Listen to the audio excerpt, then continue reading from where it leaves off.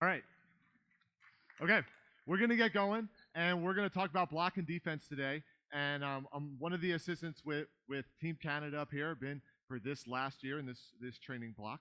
And I've just coached at a few different levels, as you said, including with the USA national team, including through the 2016 Olympics.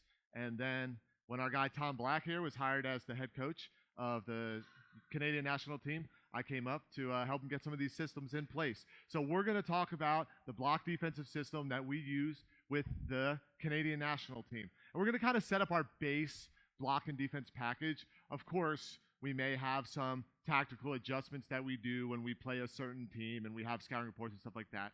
But probably 90% of the time, we're going to rely on our base block and defense package, and this is going to be a read-based system,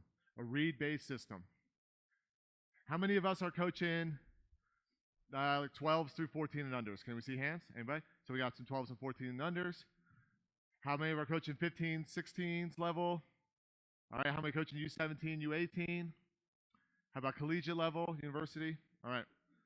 How many of us coach like 7 different teams because we just coaching everybody? Yeah, okay. I've been there at the club level too. That's where I started as well. Okay, so we're going to talk about, this drill is called ball setter, ball hitter, and it's all focused on block and defense today. And of course, when you run your practices, we're going to serve and pass, and we got to coach setters, and we got to have outside hitter footwork out of serve receive. We saw Shannon set up our middle attacking system. Of course, when we have a full training session, we're going to do all that. We only have precious little time. We only have 47 minutes and 30 seconds left in this, so we're just going to focus all on our block and defense today. So that's why you're not really going to see some serving and stuff like that, because we're going to kind of dial some of these contacts in. And right now, we're all, of course, older than 13, but let's say we're U13s, we're just getting started. Maybe it's our first year playing. We need to know where to stand on the court. Okay, we're going to talk about our base defensive positions, So base is when the ball's on the other side of the net, the other team has the ball, they're passing the ball, and we don't know where it's going yet. So we just serve the ball over, and we come to our base defensive spots, or we hopefully didn't have to send a free ball over, but we know at U13 that's mostly what happens. And we send that over, or we've just attacked the ball over and they've dug it. We need to go to our base defensive pop. Let's talk about our block first. Middle blocker, she's in a good spot. Middle blocker's got to be right in the middle of the court. Now, remind me your name again. Gracie. Don't call her Grace. All right. Spread out your hands. No, spread them out like that. Okay, now you two are going to move so you're hand to hand. Okay, so this is hand to hand. Keep them up. Come on, we're strong. We can hold on. Keep them up. This is hand to hand positioning. We're in a bunch block system. Step out for a second. This is not hand to hand. That's not hand to hand. So some of your players will do that. So no, we actually have to move our feet. So you're good. You're in our spot. You jumped one step ahead, which was really good. So hold out to your hand to hand. Now, remind me your name again. Ella, move so you were hand to elbow. So now this is hand to elbow. Okay, go back to hand. So we're in a bunch blocking position. You can put them down now. And sometimes we will be in a little closer. In fact, with volleyball, with the national team, we would generally bunch our left side blocker in a little bit closer to help more out with some quick attacks. But we'll start with just hand to hand because we're probably not seeing a ton of fast tempo quick attacks at U13. So we're okay with making it a little simpler and just saying hand to hand. This is a bunch block system. Go stand out by the antenna. Go stand out by the antenna. This is a spread block. Maybe some of us have done this before, but with Volleyball Canada, we're going to be in a bunch block system. Come back in there. So we're going to be in our bunch block system, and there's a ton of reasons that we want to be in a bunch block. You all coaches, so here's a little quiz. When we're in our base, when we've just served the ball over the net, what's the first thing that we have to worry about? What's the first thing we have to worry about the other team doing? Overpass, right, exactly. What's your name? You should have taken credit for it. What's your name? Colleen. I'm still giving you credit because I heard it wrong. Okay, so Colleen did or didn't say overpass. So that's the first thing that we have to worry about is an overpass. Hey, at U13, overpasses scoring like 40% of the time. Okay, they're legitimate threats. And as we get higher levels, yeah, we just got to make sure that we handle that like 100% of the time. And where do overpasses tend to happen? in the center of the court because teams are trying to pass it to their setter and they miss their setter and they pass it over. There's not a lot of overpasses out by the antenna, and if they are, they're usually going out of bounds. And if they do, then we just react to it. But we're going to stand where they happen most. So we're going to bunch in to handle the overpass. What's the second thing that we have to worry about on defense? Colleen, where you at? What's the second way the other? Are you cheating, Colleen? So the second thing that we have to worry about is the setter attacking the ball, bringing it over on two, whether like intentionally or sometimes that's all they have and all they can do is push it over. And setter attacks tend to happen more in the center of the court. So we need to be in a bunch block so we can either block it or we're in a better position to kind of hop off and cover some of those setter attacks. So we have that. We have our overpass. We have our setter attack. And what's the next fastest type of attack that can happen? I hope we all know this because Shannon just spent an hour talking to us about it. What's the next type of fastest attack? Middle. Yeah, middle attacks tend to happen faster than attacks on the pins, and middle attacks happen in the middle of the court. So it'd be nice if we had some bunch blockers. I mean, Gracie can probably handle these middles all by. You think you can shut her down all by herself? Oh man, that is not a vote of confidence. Okay, so Gracie is terrified at the prospect of having to stop that middle by herself. So she's going to need a little help from some of these wing blockers, left and right side blockers. We call them wing blockers. Okay, we need a little help from them to stop some of these attacks. So if this middle comes in here, we have a second blocker that can help. If that middle runs the gap, as Shannon demonstrated, we have a second blocker that can help. So, wow, these reasons are piling up. We're better at handling overpasses. We're better at defending setter attacks. We're better at defending quick attacks. And even if you knew that set was going outside, even if Jaden said, hey, I'm setting this ball outside, try to stop it, we would still start inside.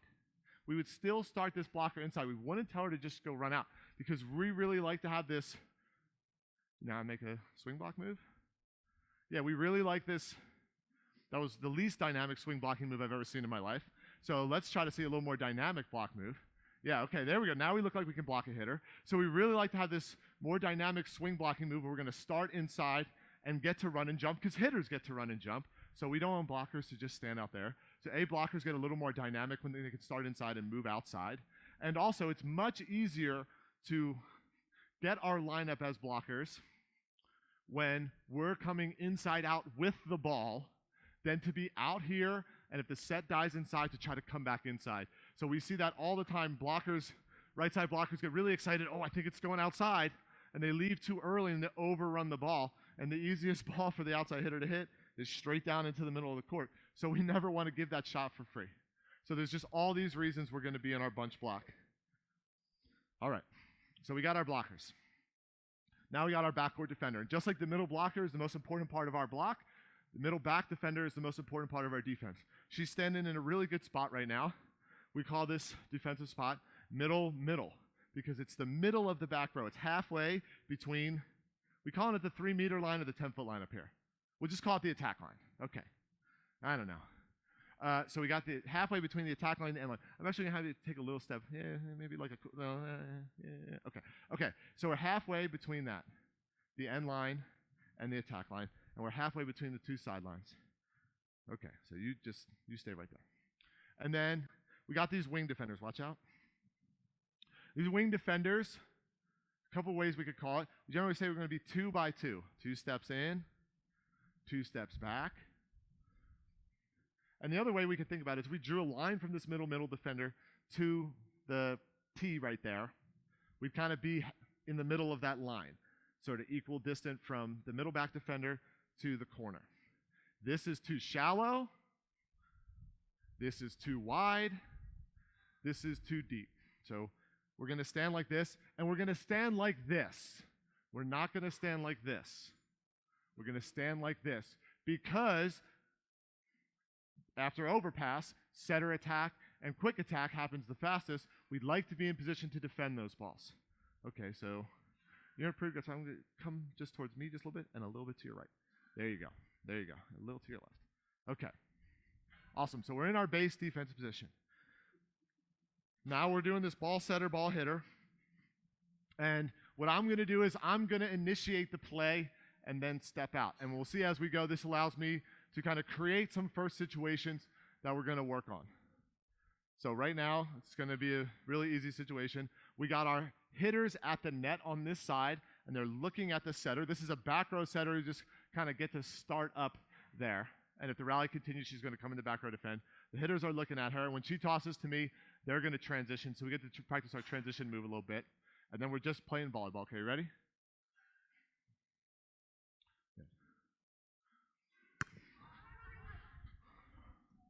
Okay, Jalen needs a ball. Pick that ball up, throw it off. And I'm going to wait until I see all my players in their, like right now, we're focusing on our base position. So I'm waiting to set, I see, and you are, you girls are right. I'm going to wait to see the spacing. You know, like if Ella is just drifting off to nowhere, yeah, I'm going to say, Ella, get back hand to hand, hand to hand. Good, here we go.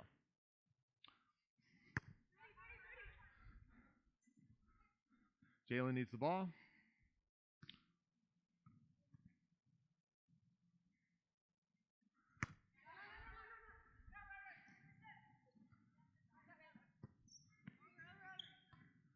Now to our base on this side. Come on. Jalen needs the ball.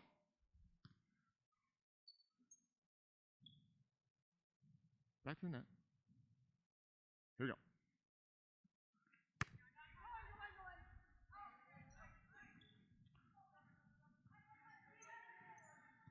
Here we go. That's it. Okay, there we go. We're allowed to play hard. We just figured that out. Right, come on. Base on this side. Yes. Yes, okay. Get the ball back to the center. Let's keep playing like that. Come on, let's go. We're wasting time. Come on.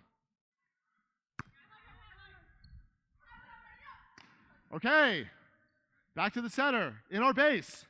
Get this ball off. Go.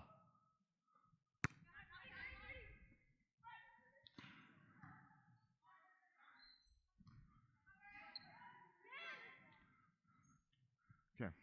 Remember my outsides are switching, so just, you don't have to do it now. Just remember that we're doing that. Okay.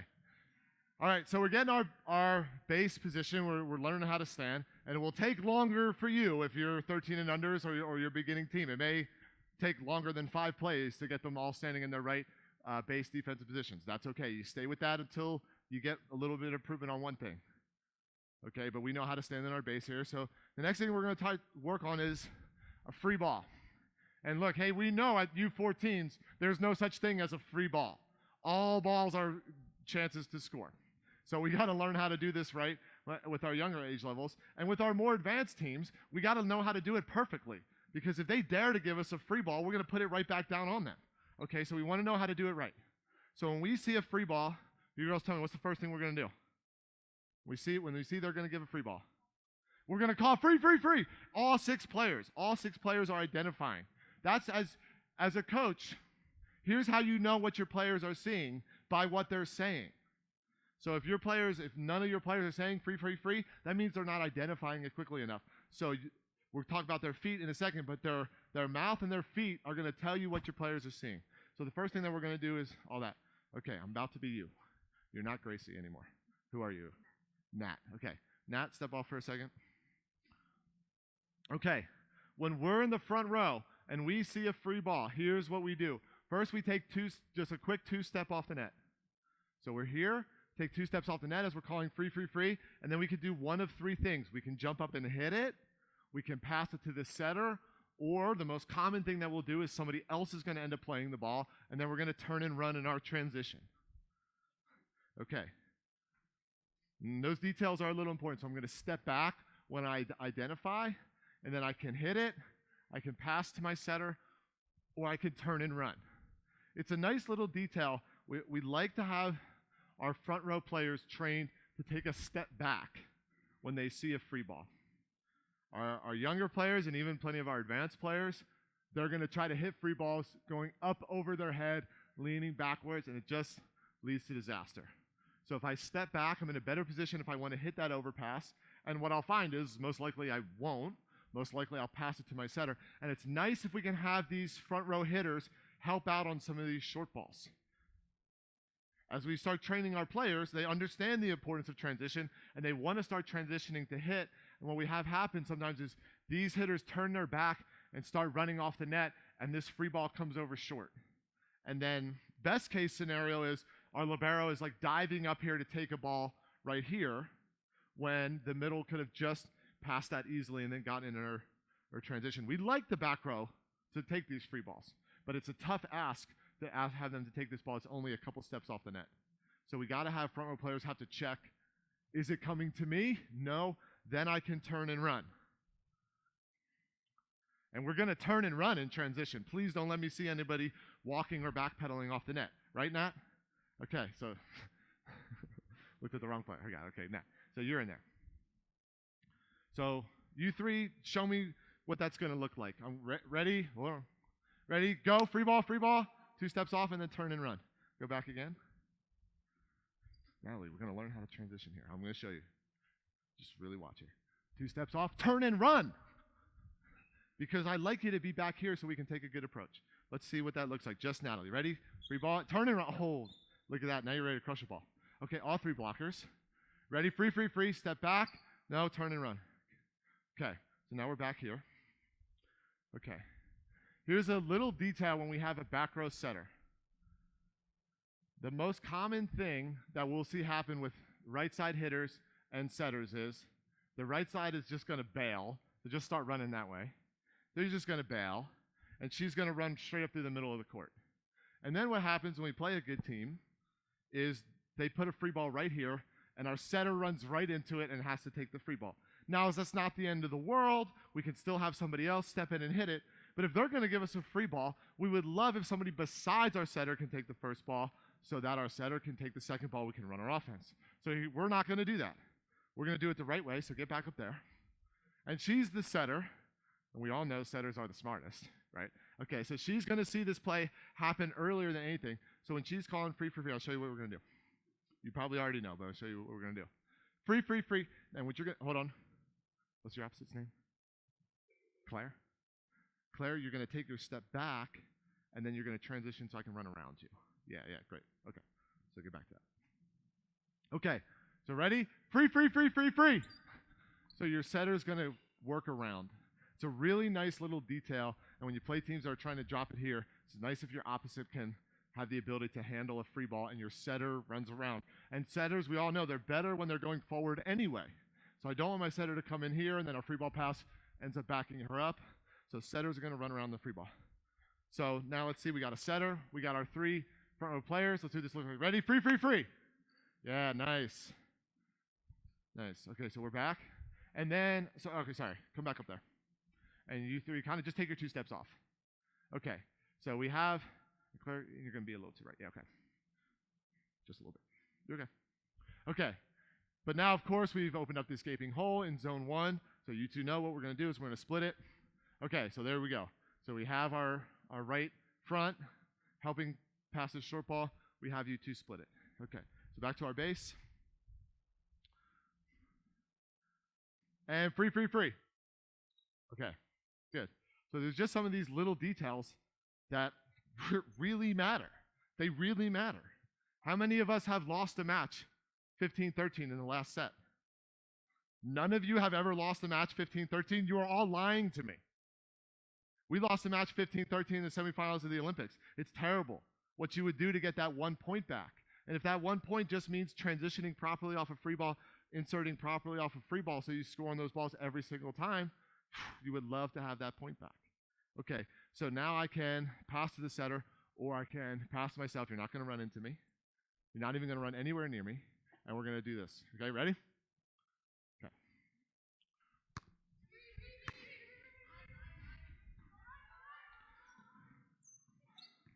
Okay, setter needs the ball quickly.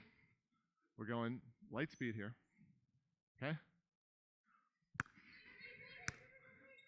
Oh no, I'm winning 1-0. Get the ball back to the setter. Here we go.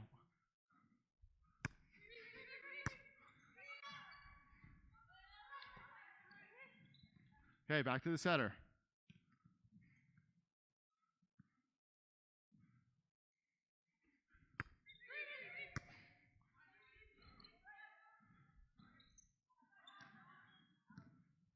allowed to dig that ball.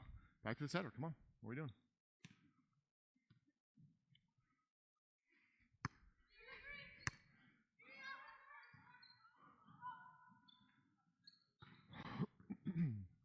All right, back to the setter.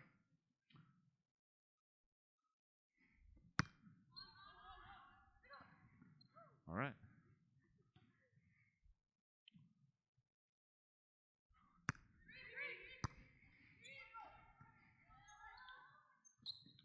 All right, nice. Okay, we're handling it now.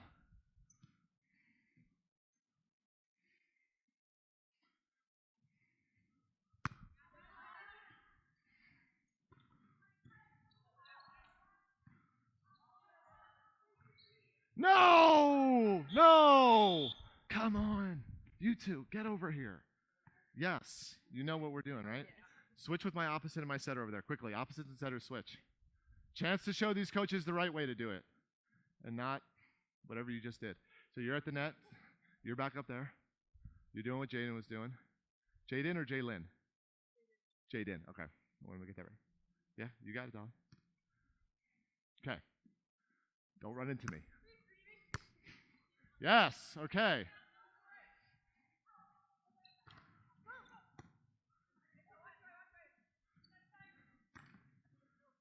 All right. Back there. So, we're learning. We're handling it right. Okay, we got this transition. So we have some balls where our blockers are going to drop, but our setter's not going to release. So we'll call this a down ball. So the other team's kind of hitting it at us, but maybe it's a out of rhythm back row attack. Maybe it's an even out of rhythm front row attack that we don't need to be up on our block. A big part of being good at blocking is knowing when to not block and not give yourself an opportunity to get tooled or to get into a transition. So I'm going to pass myself and hit it. So we're going to just call this a down ball. So setter's going to stay. 3 back row players are going to stay and release, but our blockers are all going to just take this. We're going to call it down, down, down, and we're going to be here. And we're just going to see if I end up, if they tip it short, you got to be ready to handle a tip, a ball off the tape, something like that. You just got to kind of make a quick check before you get into your transition.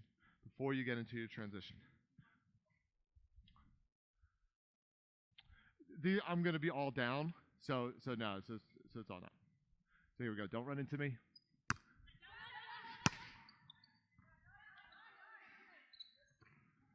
There we go. Ball to the setter. It's Anna, right? Okay. So Anna, I'm going to give you the stop sign while I check them, and then the go signal. Okay. Don't run into me, Anna.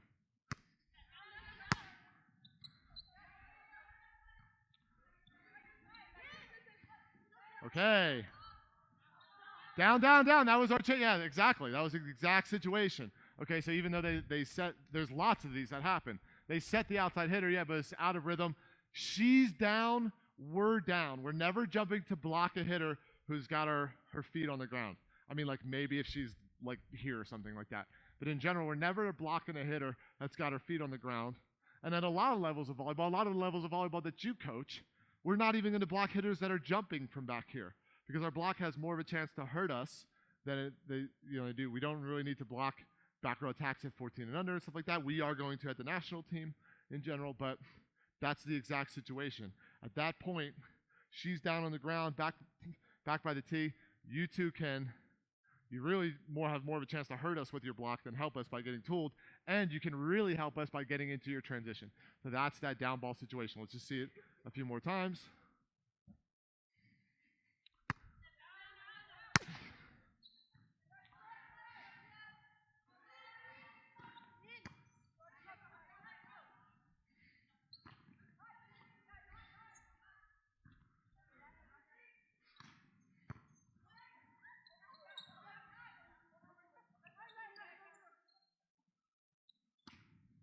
Okay, here we go. Back to the center.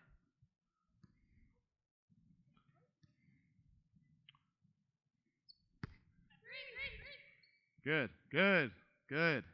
You got the run around.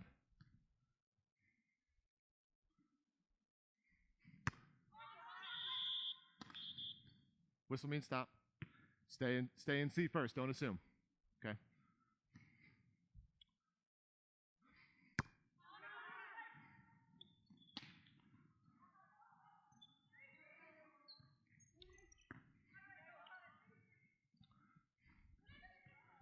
Okay, so we got this. We're handling our free ball transition. We're handling our down ball transition. Let's just map out a little bit what our defense is going to look like against each of these attackers. It's going to be really simple. It's one of our biggest goals with defense is I want think about it this way. Clear and simple principles lead to complex and intelligent behavior.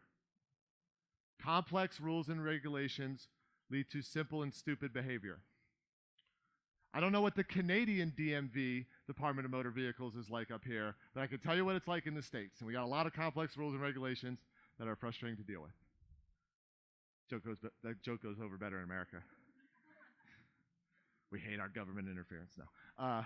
Okay, so we want a really simple system meaning our athletes are thinking less about how do I execute the system the coach is telling me, and more about the other side of the net. What do I see? What do I see from their setter? What do I see from their hitter? That's a read-based system.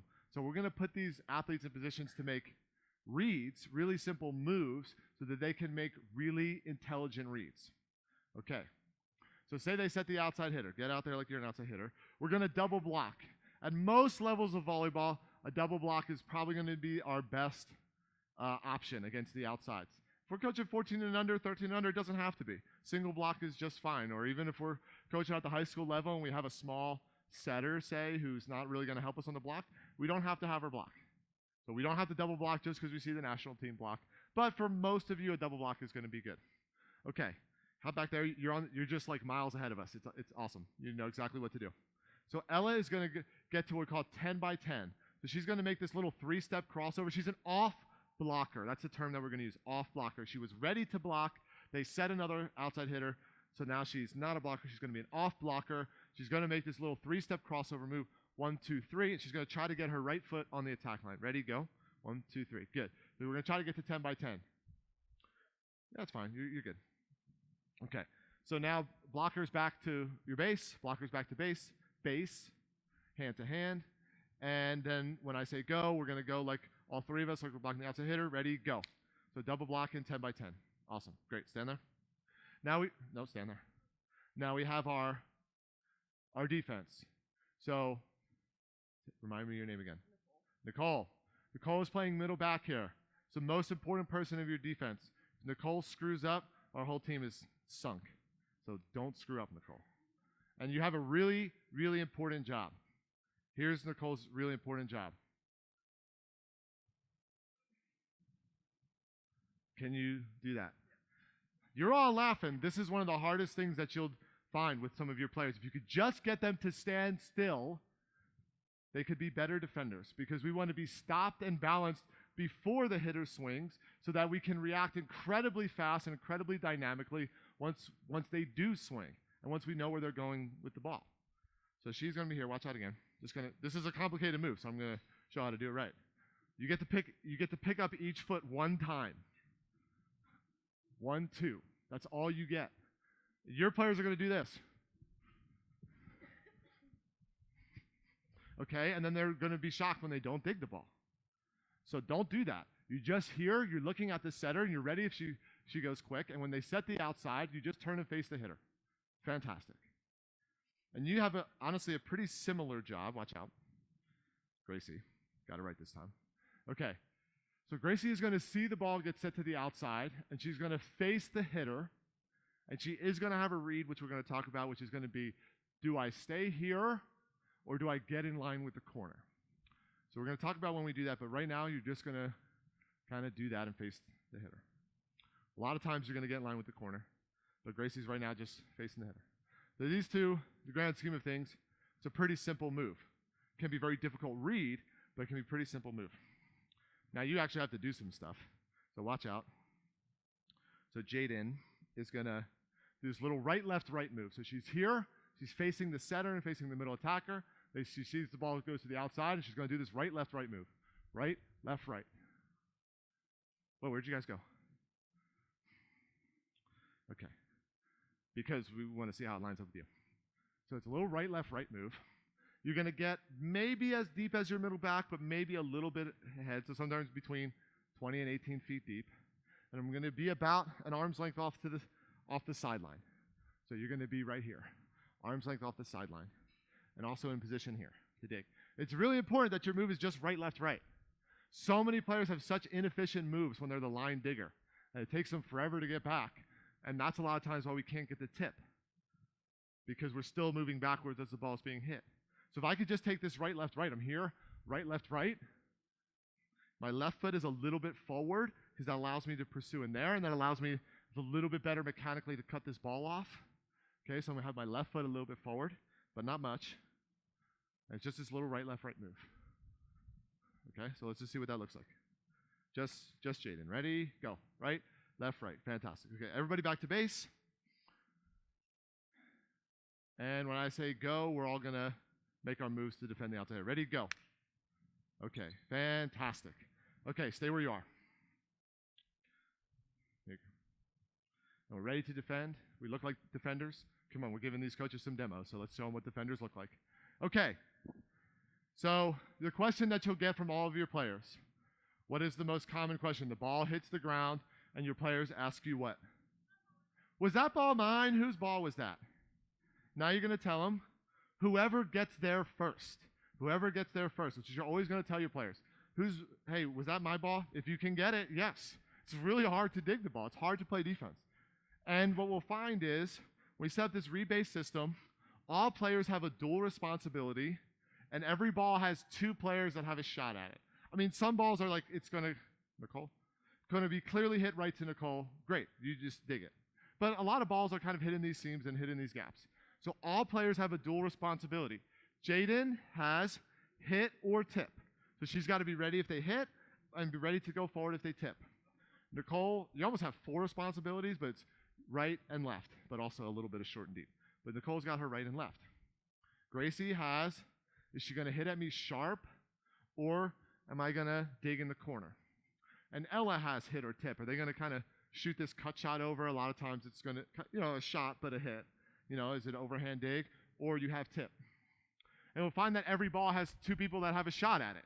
If the ball is tipped, Jaden and Ella both have a shot at it. If it's tipped over here, Jaden's probably getting it first. If it's tipped in here, Ella's probably getting it first. But Ella's not going to wait for Jade to see if Jaden's going to get the ball. She's going to start going for this tip. And if Jaden gets there first, great, then you can transition. And Jaden's not going to wait to see if Ella gets it. If she sees the tip, she's going to get it. The ball's hit in here. Jaden has an opportunity to cut the ball off or cut the ball off overhand, and Nicole has an opportunity. If the ball's hit to the corner, Nicole has a chance to cut it off.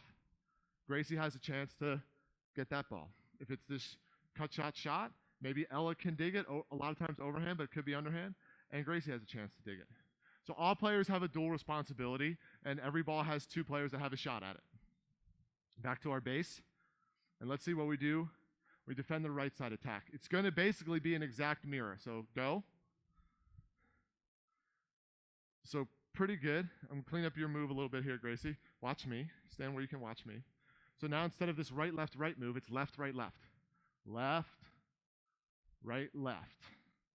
See it again here. So I'm here. I'm ready to defend the middle. Left, right, left. Got arms length off the net so I can still dig on the line, but I can also help dig in the seam, and I can defend the tip. Okay, so back to our base. Ready, go. All right. Okay, stay there at your 10 by 10. Remind me of your name? Megan. You may, so this is sort of a base package. All players have dual responsibility. You may just say, Megan, you don't have a dual responsibility anymore. You're just going to go get the tip. Because you're going to see more tipping from right side attackers than you will from outside attackers. Generally, teams are going to play especially in youth volleyball, you're going to see stronger attackers on the left a lot of times until players get a little bit older and they start specializing a little bit more. And setters are better front setting than they are back setting. So the quality of set to right side hitters tends to be a little worse, especially at the youth level. So you combine the two and you tend to see more tipping. And especially right-handed hitters have a little more trouble hitting it sharp. So you may just say, all right, we're not going to see a ton of balls over here, and we are going to see a lot of tipping. Megan, you don't have a dual responsibility anymore. You just have one responsibility. And then what you're going to do here, watch me. You got to get out of the way. Okay. You can come halfway across, still with the 3-step move. But just instead of working deeper, you're going to be working more across. So that's a little bit up to you. But this is sort of our read-based system. So a really nice system where all players have 2 responsibilities and every ball has 2 players that have a shot at it. Okay, go back to our base. Now let's get ready to defend the middle. You all 3 now are going to be just like Nicole and just stand still. It's a really important part when we defend the quick. So common, the most common mistake that you're going to have with your wing defenders is they're going to set the quick and your wing defender is going to do this, and the ball's going to go right there, and they can't dig it. So we got to stand in a position. Our base defense, when they set the middle, that's also our quick attack defense.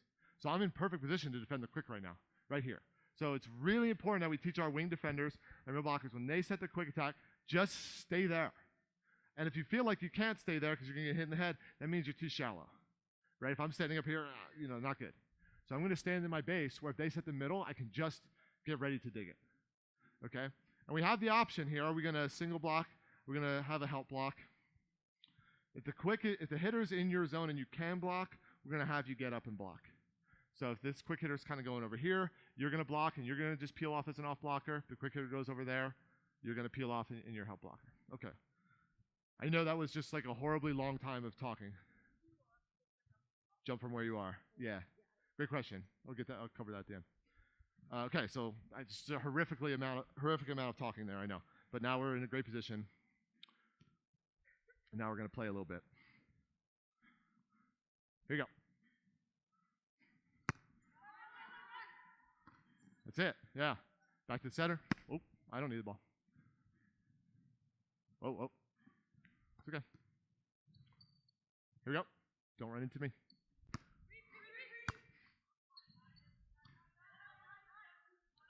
Okay. Man, nobody gave her a high five after that good hit. It's brutal. You guys are brutal. Okay, here we go.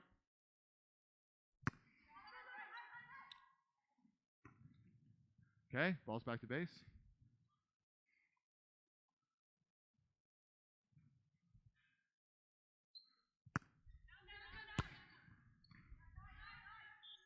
Back to center.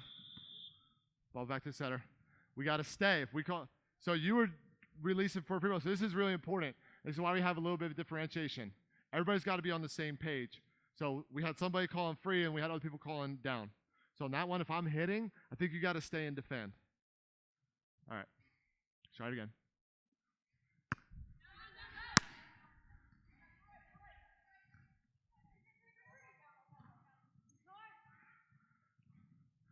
I would love if you're ready to hit that ball. Yeah, I would love if you're ready to hit that ball. Here we go, next ball. Yeah, there you go.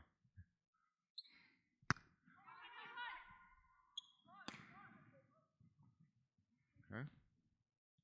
Nice swing.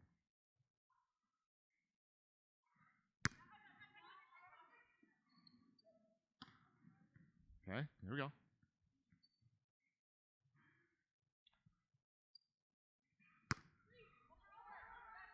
Nice, good.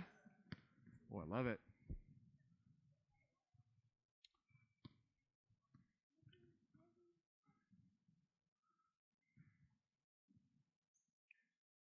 You can use your name if you need to. Try it again. It's okay. Try it again. You blaming that one on me? Come on.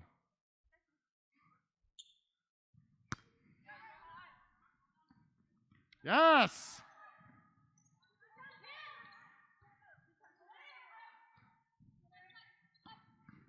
That's it. That's an offline dig. Okay, we just got to keep that on our side. Here we go. Great example of Nicole digging the quick of just standing there. And what we find with this middle back player, hey, we'll do that to us. With this middle back player, if you can just stand here in this middle of the court, you'll find that you'll have a chance to dig half the ball the other team hits. So with just a move to the right, sort of a lunge move to the left, sort of normal overhand dig, or a little move forward, you'll have a chance to dig half of the balls the other team will hit. We chart this out, and I've just spent a ton of time looking at it. It'd be about half of the balls will go there. We got to be good at this other stuff too, because half of the balls are going to go somewhere else. But we just have to have this player be good in this position. And we got to be able to dig some quality balls out of here, because so many balls are going to come here. And we really like a simple read system where we put ourselves in a position to start where things happen the most often, and then we can react from there. So we really like that. Let's give all these girls a round of applause. Players, let's come in. Let's give high fives. Come on. Good work. Good work. And we'll do a little Q&A. Wrap this up. All right, come on. Good work. Okay, hey, let's get one last cheer, and then you girls are done. Thank you very much. Okay. Ask me some questions here, please. Yeah.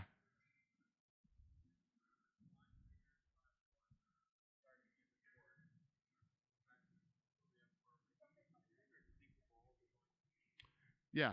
So here's a question. So he's asking about the position of my line digger. Say if they set the right side hitter, it's my left back here. Okay. You know, hopefully as coaches, we're all learning and we're all growing every year. And, you know, we look back and it's like, oh man, last year I really could have upgraded this or that. And I found that I used to say a statement that was actually kind of crazy. Hey girls, be quiet over there so they can hear. We're going to talk, take it out to the hall. Okay. I used to say, put your foot on the line so you know whether it's in or out. And I actually realized that's kind of an insane statement to say at some point. Because who's going to play more balls that are out? The player who's standing with their foot on the line, or the player who's off the line and cannot reach an out ball? Right now, I can't really play a ball that's out. So I don't think we really lose much giving up digging the line from standing on the line to standing a step off the line. We really don't lose much. And we find that very few balls are hit true line. Does that mean that no hitter ever has hit the ball on the line? No, I know it's happened. And some hitters can hit it, for sure. And when we get to a high enough level, and when we're playing on Team Canada, we see some hitters that kind of have a true line shot, and we may adjust that back to line. Of course, we can do that. But in general, our default is going to be prove that they can hit the true line, but also it's a rare hitter, even if they can hit true line sometimes, who hits more true line than offline. So this offline seam is it's an incredibly common shot from both the right side and really especially with the outside. So it's partially, we don't lose much by having this defender get off the line, and we get a lot more ability to dig some of these balls. So a lot of times what happens is this line defender, especially right back defenders, a lot of times our liberos there and left back, if we're coaching at an old enough age group where we have a libero, they're a little more active. They're digging more balls. Our setters. Is anybody here a setter? Anybody here? Was anybody here a setter? Okay, close your ears. We all know that setters are terrible defenders. Okay, because they don't have to be. But our young setters, they're worried about setting the ball, right? They have a really hard job. So a lot of times setters are just looking for opportunities to get out of there. So we're going to teach our setters we got to stay and defend. But what happens so often I see with teams is this setter's kind of out here in no man's land. I mean, yeah, they might dig a ball every now and then, but they're not in a huge position. We have all these balls that come in this seam. Then middle back feels like she has to help out with that. Hey, all these balls. I got to start drifting this way. And then we get beat on all these balls to this medium angle, which is the most common shot for hitters. Most hitters hit kind of center medium angle. So we got to be good there. So a big part of that is if I can get my line defender to be a little off the line, they got some range here to help out. And if we have a middle back defender there and we're both making a move, we have a pretty good shot. One of us has a pretty good shot to dig it. So the answer to the question, hey, why do you play your line defender a little bit off the line instead of right on the line is we lose a little. Yeah, I mean, it's a little harder to dig a true line ball, but we get a lot more out of it. So against most hitters that will play, we'll get a big step off the line. Did I answer everything that you were asking there? Okay. Great question. What else we got? Come on. Yeah.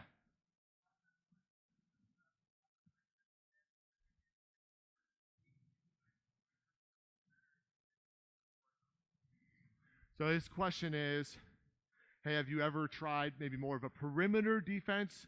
We generally call that term like we're going to start deep and sort of work in. And we don't like that too much. We don't like that too much. We want to try to stand where the most balls are going to go, rather than always have to make these complicated moves. I want to be in a position where I'm going to have the most balls come to me. And then, yeah, some of these other stuff we got to react to. But I don't want to be so deep. There's just not a lot of balls that come this deep in the court. When we look at it and we chart it, it's just not a ton. Does it happen? Yeah, it does happen.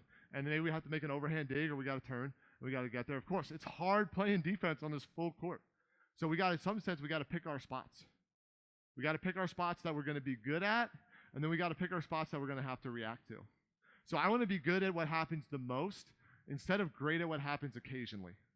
So the most common balls from the outside are center of the court to medium angle, a little bit of offline stuff, and a fair amount of tipping. And maybe at some of our levels, a lot of tipping.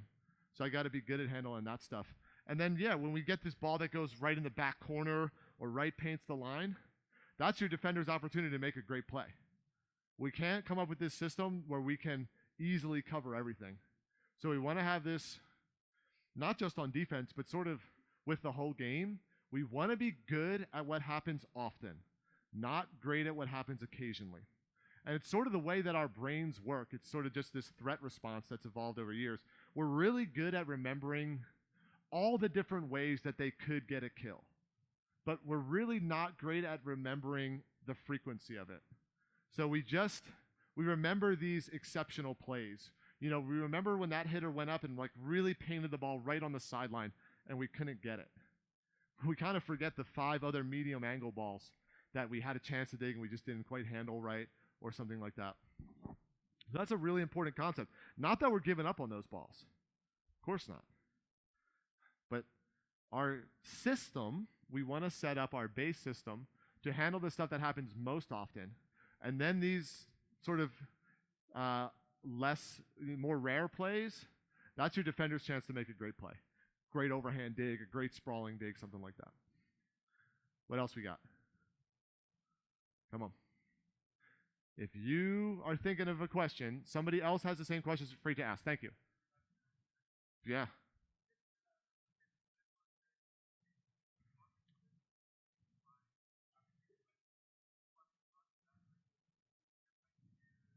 Great. I'm going to let you ask all the questions because you're asking great ones. Hey, how do you decide whether you play your libero or defensive specialist in zone 5 versus zone 6? So kind of we'll start with, I like to start with the fact, we have like facts and opinions. So everybody can sort of have their own opinions, but not everybody can have their own facts. And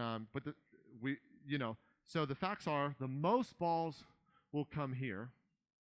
And then the other fact is at some levels of volleyball, a pipe hitter can help our transition offense. And we have to decide where on that continuum that we are.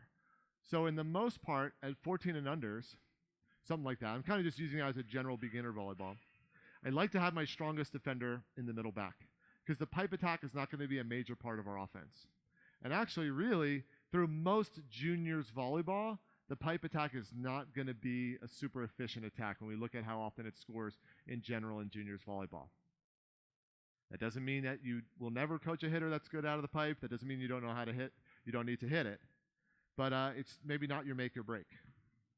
At some levels of volleyball, including the national team, a pipe attack can really help your transition offense. So at the national team, in general, we're playing our outside hitter in middle back and our libero in left back.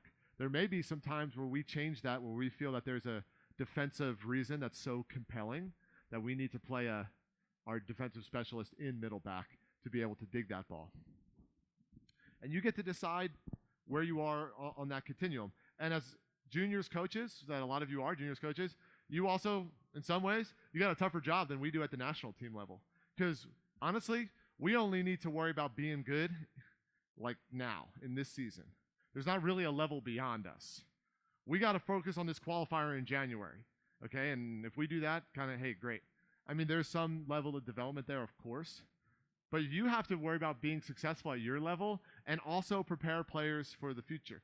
So if you're coaching 17 and 18 and unders, you may not have an efficient pipe attack, but it'd be nice if you could teach your players how to hit it.